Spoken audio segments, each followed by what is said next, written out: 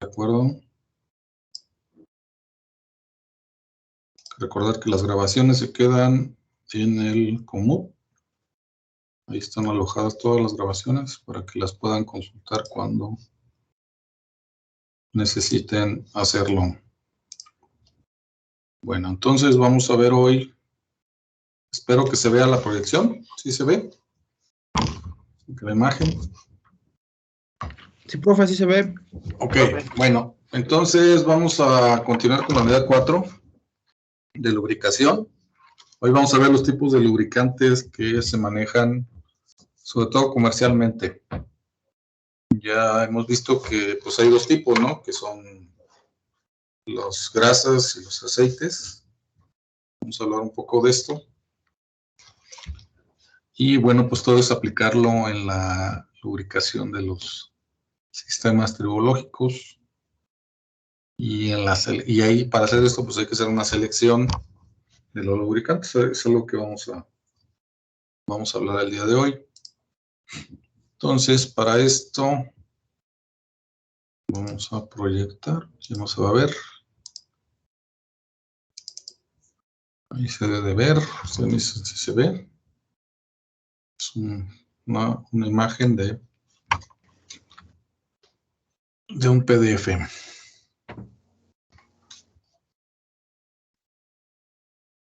Bueno, entonces, ¿sí? ¿Sí se ve?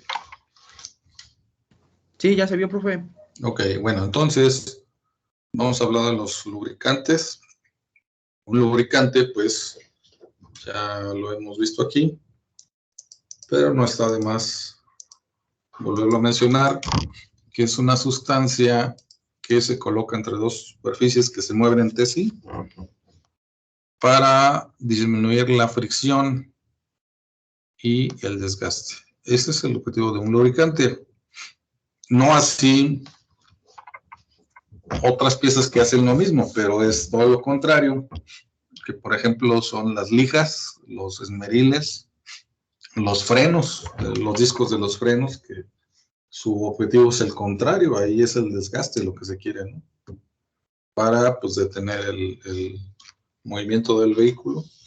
Y en el caso de los esmeriles, pues es remover material. Entonces, ahí son aplicaciones diferentes. Aquí se trata sobre todo de partes rodantes, como son los rodamientos de bolas o cilindros, o los engranes, un sistema de engranes, de bandas. Aquí, por ejemplo, se ve un sistema de bandas, donde pues también se tienen que lubricar. Y sobre todo, controlar la temperatura, ¿no? Que ya se ha hablado mucho de esto. Y el lubricante, su función es precisamente disminuir el desgaste, con ello la temperatura, la corrosión, controla los contaminantes que ya mencionamos en otras clases, que forman como una capa o un colchón para que ahí se alojen las partículas en suspensión, el polvo,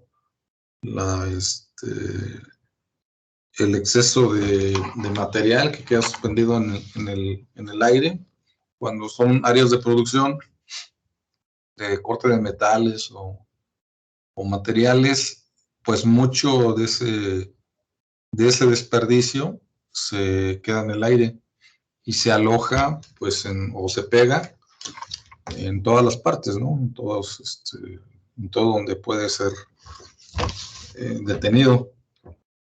Y entonces empieza a atacar el material. Es como se empieza empieza un tipo de desgaste diferente, ¿no? Entonces, cuando hay, sobre todo la grasa, va a ser de capa protectora también contra esas partículas que pueden atacar el material. Esa es una de las aplicaciones también. Y también transmite fuerza. Eso también lo vimos cuando hablamos de rodamientos, que pues gran parte cuando la capa está muy grande, cuando es una capa completa o una película completa de lubricante, la transmisión de la fuerza pues se aloja en esa capa. Por eso se dice que transmite la fuerza, porque toda la fuerza está aplicada ahí y de ahí pues a la otra parte del sistema. Y es un sello porque también taponea o sella el sistema. O sea, forma una capa que pues no va a dejar pasar nada en un momento dado. Vamos a lo más chico para que se vea completo. Así está. Bueno, ¿de qué se compone un lubricante? Es una mezcla de aceites básicos. Generalmente va del 75 a casi todo el componente, todo el lubricante, ¿no? 99%. Y se le agregan aditivos, eso depende de la aplicación que se tenga que utilizar. Van a ser un cuarto o hasta el 1%, que es un porcentaje en comparación con el 99%, pues es mínimo con lo que se forman los lubricantes. Estamos hablando de aceites lubricantes, no de grasas. Entonces, una de estas partes, los aceites básicos o la base, se le llama la base, de que cómo están conformados, pues hay para distintas aplicaciones. Los industriales, que es toda la industria, digamos, las máquinas industriales, por ejemplo, las punzadoras, los tornos, hay prensas, hay una gran cantidad de máquinas que se usan en las industrias, dependiendo el tipo de producto que se fabrique, y esas van a llevar lubricantes para esos procesos. Las automotrices, pues, bueno, esto de automotriz se refiere más a los vehículos, ¿no? Porque para fabricar el vehículo, pues quedaría dentro de la parte industrial, donde se utilizan las máquinas, que son las armadoras, sobre todo para los prensados y conformados. Por ejemplo, el chasis de un automóvil, pues se hace con un prensado, se hace una forma de las partes del chasis. Entonces se hace con prensas. Y esas prensas pues llevan una gran fuerza que sobre todo de sistemas hidráulicos. Entonces, ahí hay que diferenciar, porque eso alguien me lo preguntaba la otra vez, no recuerdo si en esta clase o en otra. ¿Cuál es la diferencia entre un sistema hidráulico y un sistema neumático? A ver, alguien que nos pueda ayudar con eso. O sea, ¿cómo sabemos cuándo usar? O sea, sería la pregunta. ¿Cómo sabemos cuándo usar un sistema hidráulico o cuándo se debe usar un sistema neumático? El sistema neumático lo utilizamos en productos alimenticios para evitar la caída del aceite al producto, y el hidráulico es más como a armadora de carros y así. Pues por ahí va alguien que le quiera complementar a su compañero Diego, que quiera agregar algo. O sea, tiene la idea, ¿no? Pero sí necesitamos como definirlo más, ¿no? Diferenciarlo. ¿Cuándo se usa un sistema hidráulico y cuándo se usa un sistema neumático? Ustedes ya llevaron las dos, ¿no? Las dos materias, o llevaron algo de esto, ¿no? De neumática y de hidráulica. Entonces, ¿cuándo usamos uno y cuándo usamos otro? Esa es la pregunta. El hidráulico se utiliza para mayor fuerza. Y por ejemplo, las retroexcavadoras. Ajá. Y el neumático es para procesos más más, ¿cómo se puede decir? Más precisos, más delicados. Ajá, así es. Esa es la diferencia. O sea, todo lo que lleve fuerza, por ejemplo, las palas mecánicas, lo que dice, bueno, las excavadoras, las grúas, las prensas. No sé si han visto que cuando levantan los automóviles para darle servicio a la transmisión, usan unas prensas muy grandes, de varias toneladas. Esas son prensas hidráulicas. Entonces, la diferencia está en la fuerza, ¿no? Todo lo que se refiere con fuerza tiene que ser hidráulico.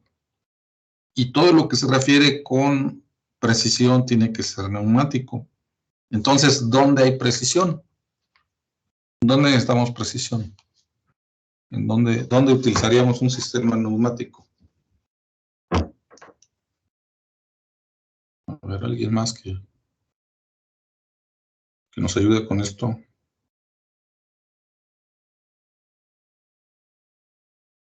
O sea, ¿cómo utilizo un sistema neumático? Como las de las medicinas, cuando van separando las de en una, necesitan la precisión para no irse de más. Uh-huh.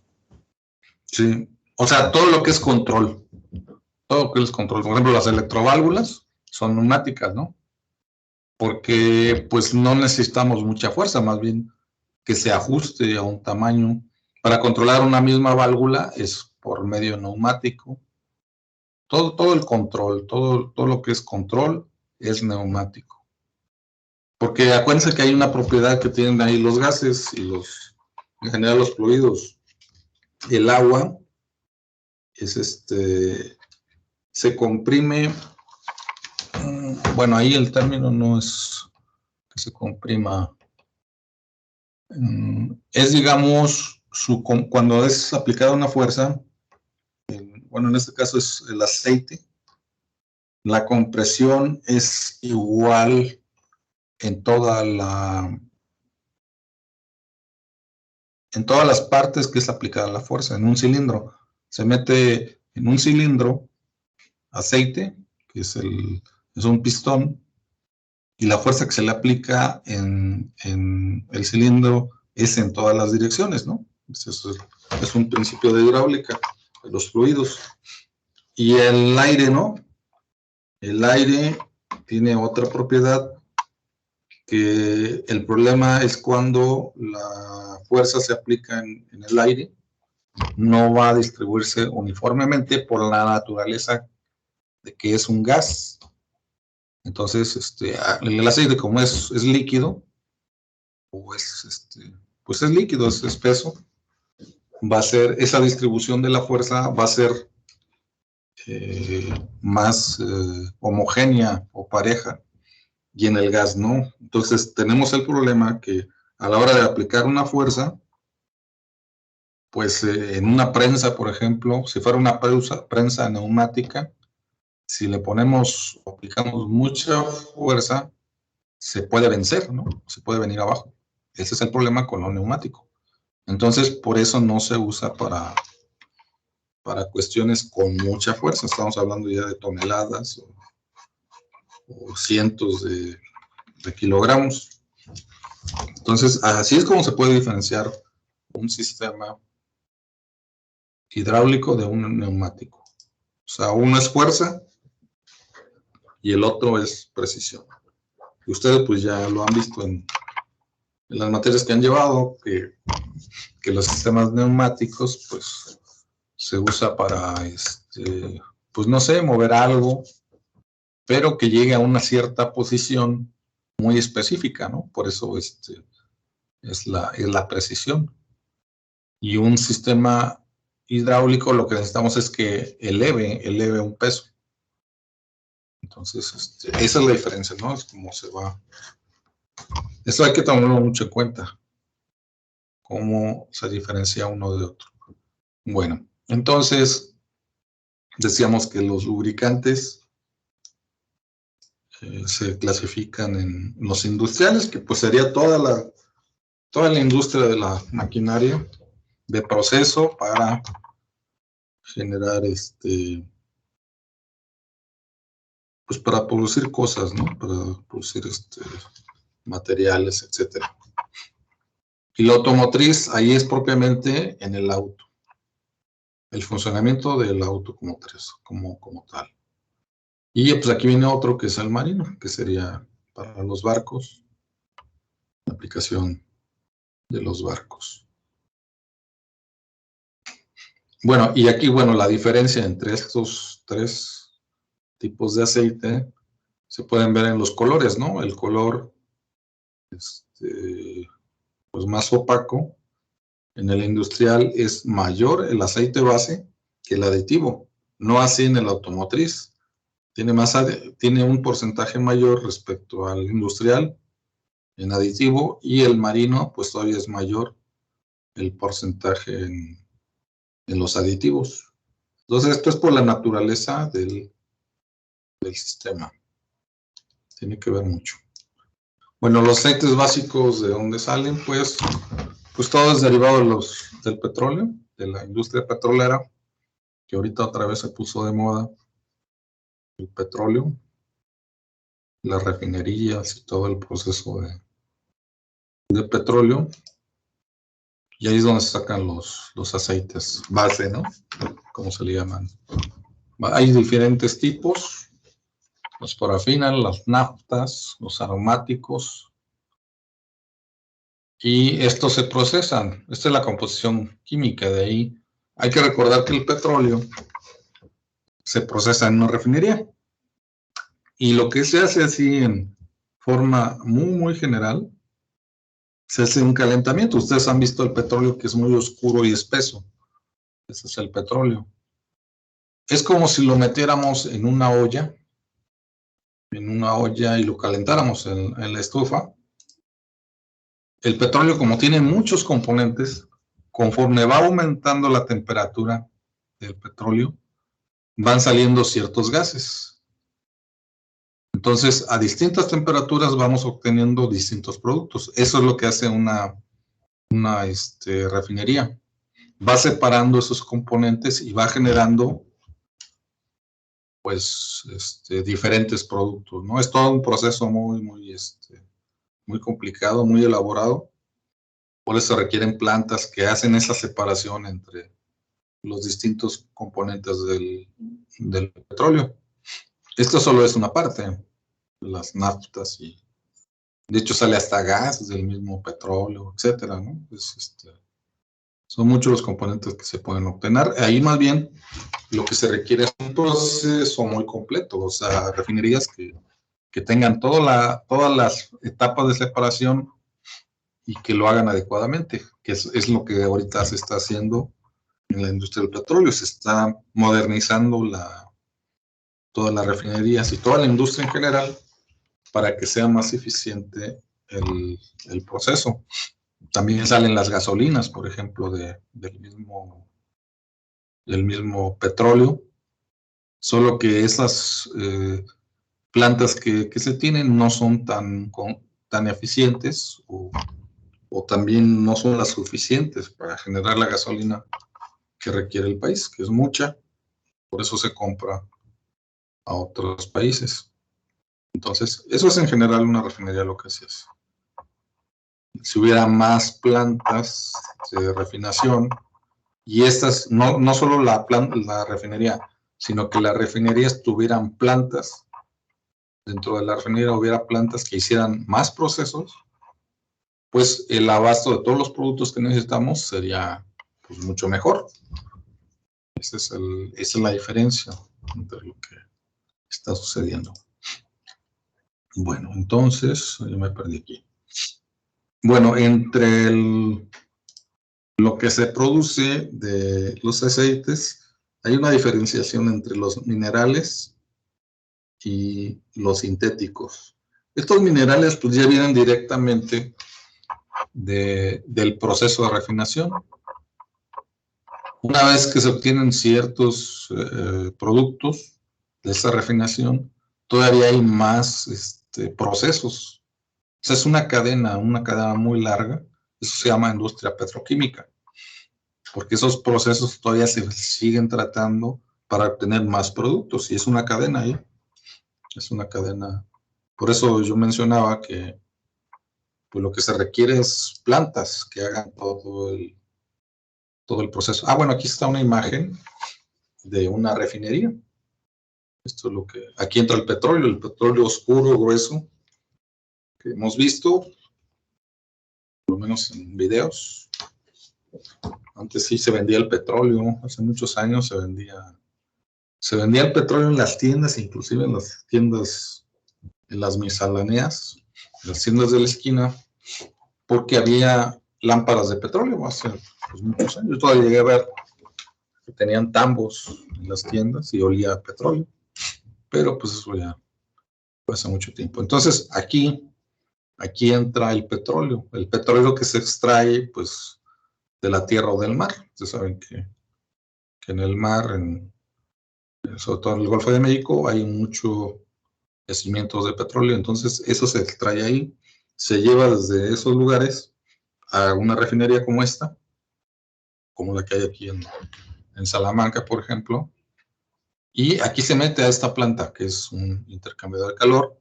Aquí le genera un gran calor, se calienta, empieza a hervir, y de acuerdo a las temperaturas, aquí se ven, esta es otra planta ya, donde se lleva estos gases del petróleo, y dependiendo de la temperatura que tiene, se van obteniendo los productos, ¿no?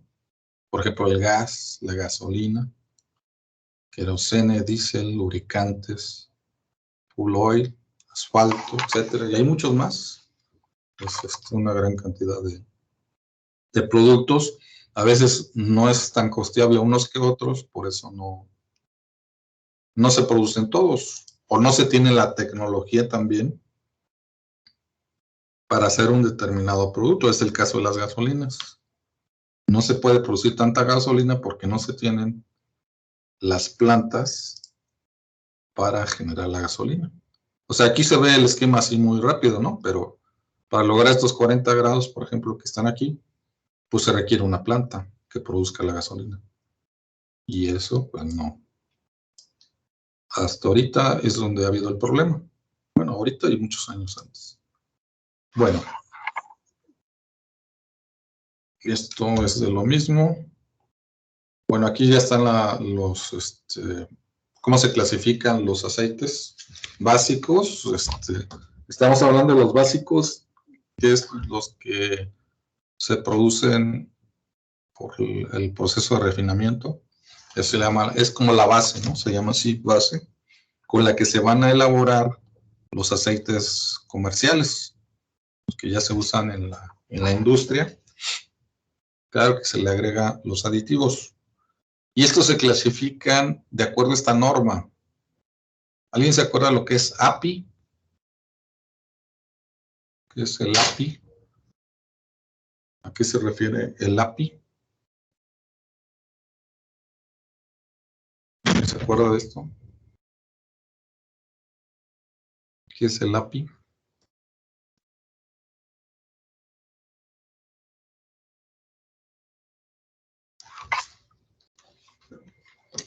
¿No? Es interfaz de programación y aplicaciones. No, es una norma. Es de Instituto de Petróleo Americano, algo así, ¿no, profe? Ajá, ándale, exactamente. Es American Petroleum Institute. O sea, Instituto Americano del Petróleo. Y lo que hace, pues, es todo lo que se refiere a la industria del petróleo, lo hace normas. O sea, todo lo que aplica para generar petróleo es normado por esta institución, esta organización. Desde, pues, hace cientos de años tiene, ¿no? Más de 100 años tiene desde que se inició la industria del petróleo, yo creo, ¿no? A fines del siglo XIX, yo creo que ya empezaron a operar este tipo de organismos. Y pues generan normas para que los procesos tengan un cauce o una línea a seguir. Entonces, esto es una norma, la 1509 del API, y se refiere a cómo están clasificados los aceites base. Y aquí los clasifican en grupos, en 5 grupos, como están aquí, y se ve, por ejemplo, los porcentajes que deben de tener en azufre, el índice de viscosidad. Acuérdense que el índice de viscosidad es la manera en con que se mueve un fluido, o sea, si está muy espeso, está muy viscoso, si está más delgado, está menos viscoso. Entonces, este es un valor que se le da a ese aceite, ¿no? Si está en el grupo 1, tiene esta viscosidad, ¿no? O este índice. El índice de viscosidad es una relación entre dos viscosidades. Entonces, es una característica, ¿no? De acuerdo a la norma. Esas normas, pues, se utilizan mucho para todos estos procesos. Se deben de seguir. Bueno, esto ya es de los grupos de los que están aquí especificados, o características más bien de los grupos. Por ejemplo, bajas viscosidades son más solubles o líquidos. Una baja viscosidad se refiere. Volatilidad. ¿Alguien sabe lo que es la volatilidad? Que sea volátil. Algo volátil. Por ejemplo, el gas es volátil. El gas que usamos en las casas es volátil. Sí. Sí, Entonces, ¿qué es volátil? O volatilidad. muy flamable, muy explosivo. Así es, explosivo, exactamente. O sea, son explosivos cuando entran. Acuérdense que para que se explote algo, haya un incendio, pues tiene que haber 3 elementos, ¿no? Que es el combustible, el fuego, que es el medio de que se va a quemar, y ¿cuál otro? Falta otro. Por ejemplo, un papel. ¿Cómo se quema un papel? La chispa. O sea, bueno, así ese es el fuego. Oxígeno. Oxígeno, exactamente. Si no hay oxígeno, pues no va a haber no se va a quemar, no va a volar. Entonces, hay lugares que le llaman inerte, que son como cápsulas donde se extrae el oxígeno, se succiona, por medio de compresores, hay una succión ahí, para que el medio no contenga muy poco oxígeno. Por el caso, por ejemplo, de los focos, así funcionan los focos. Trabajan en un medio inerte. Entonces, la volatilidad es todo lo contrario. La volatilidad basta con que haya una chispa para que el combustible, que es un gas, por ejemplo, cuando se escapa un gas, entre en contacto con el aire. El aire tiene mucho oxígeno y con una chispa o un medio de calor, puede ser una chispa por, no sé, algo que haya fricción entre dos piezas, pues puede estallar, ¿no? Y genera una explosión.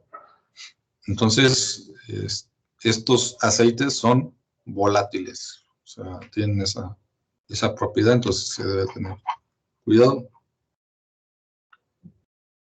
Bueno, y aquí pues son otras más propiedades que también tienen. Vamos a avanzarle para... Bueno, entonces aquí ya vienen más clasificaciones. Estos lubricantes ya son para motores, pero todavía son con aceites básicos. O sea, todavía no se le agrega el aditivo. Estos de W se refiere a la parte del refrigerante. Viene de winter. Winter es invierno. Son aceites que se usan para cuando los motores están fríos por ejemplo, hoy fue un día en la mañana muy frío, bueno, al menos acá en Valle estaba muy frío. Entonces, ahí es donde se requiere un aceite que pueda trabajar a bajas temperaturas, porque el medio ambiente está así. Y esta propiedad lo tienen estos aceites. Aquí tienen distintos grados para el enfriamiento. Bueno, también los aceites tienen calidades. Por ejemplo, aquí, bueno, aquí se ven, estos son enfocados para vehículos, a gasolina, diésel y la misma transmisión. Entonces, son distintas calidades que presentan de acuerdo a las normas. Aquí vienen más normas API. Esta es otra norma, la DESRON, que pues no se usa tanto, pero ahí están. Y las diferencias en precios entre los distintos grupos, ¿no? Estos son en dólares por galón. Un galón son, ¿cuánto es un galón? En litros. 3 litros y algo, ¿no? Un galón. Entonces son, por ejemplo, aquí son $4 por dólares americanos, US dólar, por galón. O sea, aquí va aumentando el costo de acuerdo, pues, a la calidad también. Por ejemplo, los aceites sintéticos, pues su costo es muy elevado respecto a los minerales, que pues es lo que más recomiendan los sintéticos, pero también son los más caros. Bueno, y lo que se le agrega a los aceites para que sean comerciales son los aditivos. Entonces, ¿qué hace un aditivo? O sea, ¿qué propiedades le agrega por eso es el nombre? O sea, ahí viene el nombre de aditivo, porque le agrega o le añade algo al lubricante final, ¿no? Al producto final, que es el comercial, el que se va a usar en la industria o en vehículos, etcétera. Entonces, esto es lo que le agrega. Por ejemplo, a altas velocidades y bajas cargas, pues tiene estas propiedades. Una lubricación buena, las superficies no se tocan. Esto sería una película completa cuando no se tocan. Y el desgaste, pues, es mínimo. Aquí dice que no existe desgaste, pero vamos a pensar que es casi nulo, pero no es nulo. Porque también decir que no ocurre es así suena muy comercial, pero realmente todo se desgasta. Que se desgaste menos que en otras situaciones, pues ya es diferente. Bueno, y ya cuando, esto es para altas velocidades y la carga es baja, cuando son a media velocidad y media carga, la viscosidad es más grande, o sea, es más espeso el lubricante. Eso tiene que ver también. Y a bajas velocidades, la capa de lubricante va a ser menor, porque ya aquí hay un contacto y genera mucha temperatura. O sea, está casi al límite. De hecho, aquí se ve un espacio casi muy, muy pequeño entre la capa, entre los metales. Entonces esto va a generar pues un calor muy grande. Eso es lo que se tiene que evitar también con los lubricantes. El calor, regular el calor. O sea, no evitarlo porque no se puede evitar el calor va a existir siempre porque hay fricción. Pero lo que sí podemos es controlar la temperatura. Eso sí es importante. Bueno, los tipos de lubricantes, Aquí es otra clasificación. Por ejemplo, para una turbina, esta es una turbina de gas. Las turbinas se usan en las plantas que, sobre todo, bueno, se usan en las termoeléctricas, también en las hidroeléctricas. No sé si vimos algo de esto, les comenté que es una termoeléctrica lo que hace, por ejemplo, en Salamanca hay una, en Salamanca hay dos termoeléctricas. Lo que hace una termoeléctrica es, calienta agua, es como un boiler, son las calderas, un boiler como el que usamos en las casas. Se calienta agua, pues, a altas temperaturas y genera un vapor.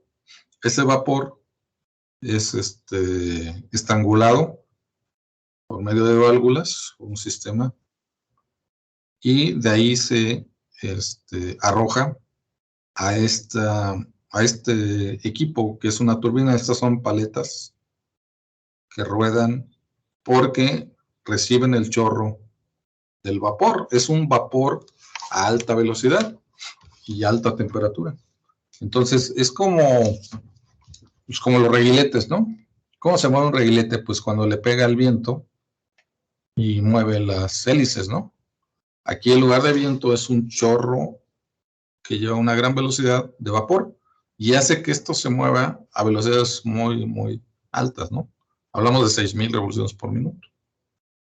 Tiene distintas etapas y lo que al final pues va a mover un eje o una flecha que va conectado a un generador eléctrico y es como se genera la electricidad. Eso es como trabaja así en forma general una termoeléctrica con vapor. Le llaman vapor sobrecalentado. Entonces, pues esto como va a velocidades muy grandes, pues el rozamiento también se debe de controlar, por eso tiene que lubricarse. Entonces aquí se habla, por eso habla aquí de oxidación, porque el vapor, pues en primera tiene que ser vapor. Ahí no se puede permitir que haya humedad, que no sea acuérdense que los vapores, el vapor de agua, dependiendo de la presión y la temperatura, puede tener una parte de humedad y otra de gas, que es el vapor. Entonces, eso se llama calidad. Entonces, aquí se requiere un vapor que sea 100% gas, que no tenga humedad, porque la humedad lo que va a hacer es atacar las paletas, o lo que se le llaman álabes de la turbina, y la va a dañar. Además de que lleva una velocidad muy grande, pues ya no se da vapor, va a haber agua, va a haber partículas de agua que van a chocar con las paletas y la van a empezar a dañar. Serían como balas. De hecho, con una gota de agua que se condense aquí, sería como una bala y empezaría a destruir todo. Eso es algo que se tiene que controlar. Entonces, por eso tiene que estar bien lubricado todo esto, para que cuando empiece a girar, pues no haya rozamiento entre las partes de la turbina. Eso es algo, es un equipo muy preciso, muy delicado las turbinas. No sé si a ustedes les tocó, a lo mejor sí les tocó ir a La Piedad, a una empresa que se llama Turbomáquinas. Nunca los llevaron ahí, donde arreglan turbinas de vapor. Está en La Piedad, Michoacán. No les tocó esa parte. Pues ahí reparan las turbinas. O sea, cuando ocurren cosas como esas, que hay fugas o los sistemas están dañados, pues se empiezan a dañar las paletas y hay que reparar las turbinas, ¿no? Empiezan a perder presión, que sería el primer síntoma, y empieza a haber un daño mayor en todo el equipo. Bueno, otro aceite es el de motor, el que lleva los vehículos. Entonces, este aceite lo que debe hacer es, pues primero el desgaste, ¿no? Que es uno de los objetivos de los lubricantes. Y como los motores son realmente máquinas calientes, así se maneja el término, por la temperatura que generan todo el sistema. Entonces, el lubricante tiene que, uno de sus objetivos es proteger de esas altas temperaturas del motor, para, sobre todo, que no se degrade. O sea, un lubricante, cuando no es el adecuado, la temperatura a la que está sometido lo va a degradar. Degradar es que se descomponga. Si está viscoso, si es un lubricante grueso, pues se va a adelgazar, porque las moléculas empiezan a romper, con la temperatura rompe todo. El calor es muy grande y empieza a romper el aceite y se empieza a hacer líquido. Y entonces ya no va a ser la función de protección que tiene los lubricantes. Ese es un problema en los motores. Por eso el aceite se tiene que cambiar periódicamente, dependiendo del uso, en los motores y en todas las máquinas. Hay que estar monitoreando el color del aceite. Hay una relación entre el color de aceite y la temperatura y sus propiedades. Entonces, por eso ustedes ven que cuando revisan el aceite, los mecánicos, o bueno, las personas también, pues ahí sacan ahí la bayoneta, ¿no? Del depósito para ver, pues para ver el nivel y el color. A veces no se ve el nivel, pero también hay que ver el color. Sobre todo se va volviendo oscuro cuando el aceite se está degradando, va cambiando de color. Si ustedes comparan el color, si tienen oportunidad de hacerlo, vean un aceite nuevo y véanlo dentro de 3 meses o 4, cuánto cambió su color, o tómenle una foto, inclusive hasta con una foto se puede, como una investigación, ¿no? Vean cómo está cambiando el color, dependiendo del uso que se tenga del vehículo. Bueno, entonces también para los engranes, las máquinas con engranes pasa lo mismo. Es el mismo caso. Bueno, los aceites se clasifican por la viscosidad, los grados SAE.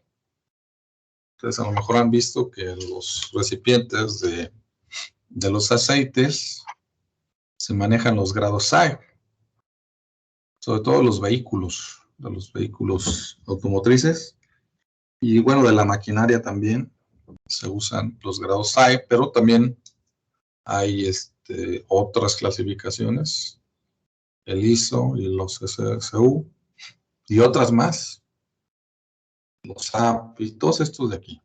Algunos pues no se usan tanto.